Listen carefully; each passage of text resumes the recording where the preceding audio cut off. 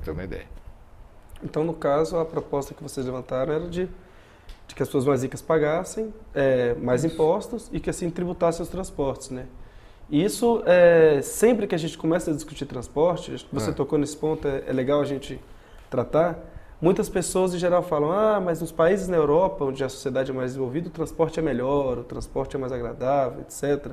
Quando, na verdade, você começou a falar um pouco aí sobre a separação do pagamento pelo usuário, Estado e empresa. Né? Na verdade, o que existe nas sociedades ditas de primeiro mundo, com a crise atual, primeiro mundo meio abalado aí, mas enfim, o que existe já é na Europa, sobretudo, com o estado do bem-estar, chamado welfare state, já está todo mundo absolutamente consciente de que um transporte tem a qualidade proporcional à capacidade de pagamento dos seus usuários. Ora, quem usa transporte são as pessoas que têm menos condições de ter automóvel, portanto, são os de menor renda, em geral. E significa isso que o transporte vai ter baixa qualidade, se você quiser cobrar um preço proporcional que ele pode pagar. Então, você quer um serviço melhor? Você teria que cobrar mais, não vai dar para pagar. Então, vem a questão do subsídio, que é inexorável nos transportes. Na França, a Espanha, Itália e em outros países, o subsídio chega a 70%, 80%. Então, está pertinho do zero. Né? E nos Estados Unidos, que todo mundo acha que é isso e aquilo, que é a capital do capitalismo, vamos dizer assim, o transporte é inteiramente subsidiado. Tudo, através das chamadas authorities nos Estados Unidos. A tarifa zero é o subsídio levado às últimas consequências. Porém, ele tem uma característica adicional. Quando você transforma paga pouco é uma coisa. E quando você não paga diretamente, tem um outro efeito, que é uma espécie, vamos dizer, é uma sinergia que se acrescenta. Né? A lógica de distribuição do sistema de transporte, da forma pela qual o usuário entra e utiliza o serviço, muda completamente. Posso te dizer isso de uma maneira muito simples. Eu hoje sou acima de 65 anos, que pela legislação da cidade de São Paulo, e acho que no Brasil inteiro, pelo Estatuto do Idoso, não pago mais transporte coletivo.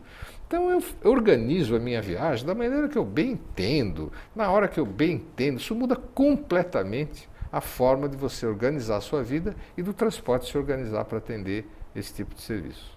Claro, né? Uma coisa que se coloca na discussão da tarifa zero e da municipalização é de que com um transporte melhor, a cidade fica melhor e ela muda sua dinâmica, né? As pessoas podendo circular pela cidade, ela muda sua lógica, muda sua dinâmica. Nem dá. Olha, eu moro numa cidade próxima de São Paulo, fica a 60 quilômetros de São Paulo, e vou a São Paulo de carro, a minha vida é uma. O carro, de repente, é uma coisa curiosa, né? Todo mundo que tem carro sabe como é que é. Ele é ótimo, ele leva você daqui para lá, de repente você chega no lugar e aquilo vira um trambolho na sua mão, você não sabe o que fazer com aquilo, desesperado, não tem onde estacionar, trânsito, o cara buzina atrás, um rolo, né? De repente eu vou para São Paulo, de ônibus intermunicipal, chego em São Paulo, pego o metrô, depois pego um ônibus, depois faço isso, vou na Avenida Paulista, lá no centro, faço o que eu bem entendo, volto. A relação com a cidade é completamente diferente quando eu estou dirigindo automóvel. Né?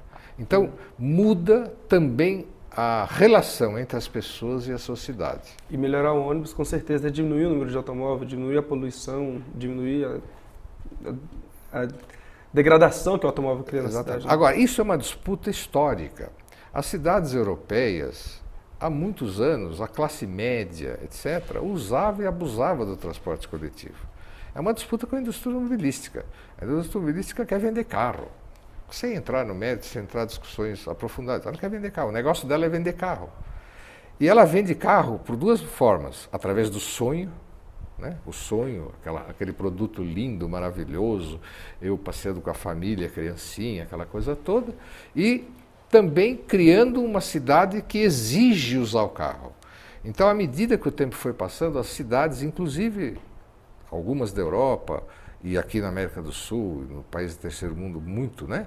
Elas foram sendo feitas de tal modo que exigem quase que a utilização do automóvel. Sem automóvel você se sente praticamente imóvel dentro da cidade, para falar de mobilidade. Né?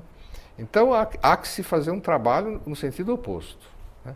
Eu chamo isso sim, no limite, Tarifa zero, como eu disse a você, é um nome de fantasia. O que você tem que ter um transporte abundante, bom e barato, coletivo. Porque aí você compete com o transporte dito individual, que é o automóvel. E, voltando, acho que só uma última questão, era tentar pensar sobre, você explicar um pouco como é que era o processo. Você explicou da tarifa zero, né? Os impostos pagando indiretamente. Isso. A ideia da municipalização dos transportes e sobre aquela máxima que você levantava de que tarifa zero, antes de tudo, liberdade, assim. Só para finalizar um pouco a... Sei. A primeira parte da pergunta... Municipalização.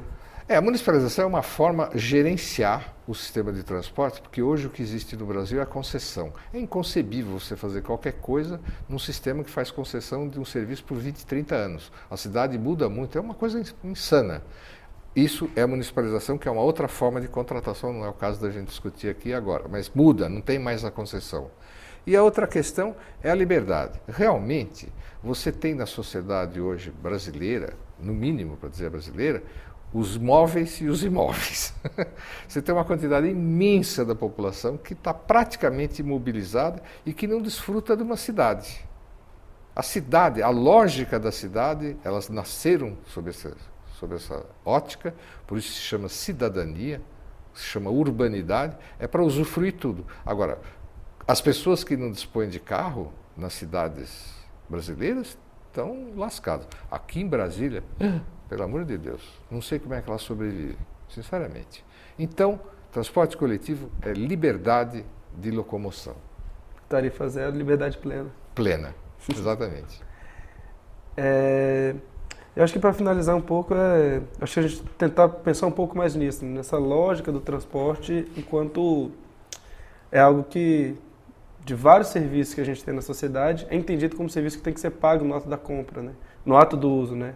Ou seja, você paga para andar de ônibus e você acha isso normal, mas você acha um absurdo você pagar para ter uma educação de qualidade, né?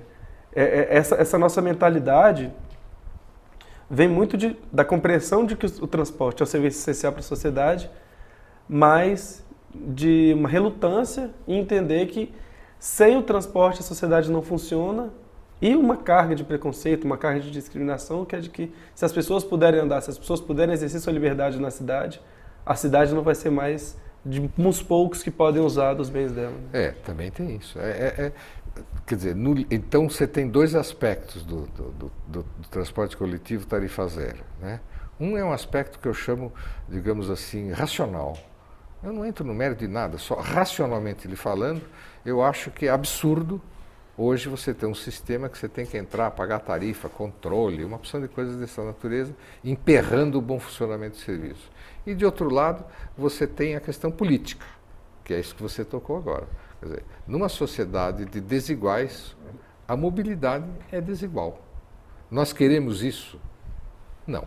Então, há que mexer para que as pessoas dos desiguais possam ter a mesma mobilidade dos que são mais iguais do que os outros, né? Obrigado, Lúcio. Muito bom esse bate-papo com você. Valeu pela presença. Até uma próxima. Até uma próxima. Obrigado a você.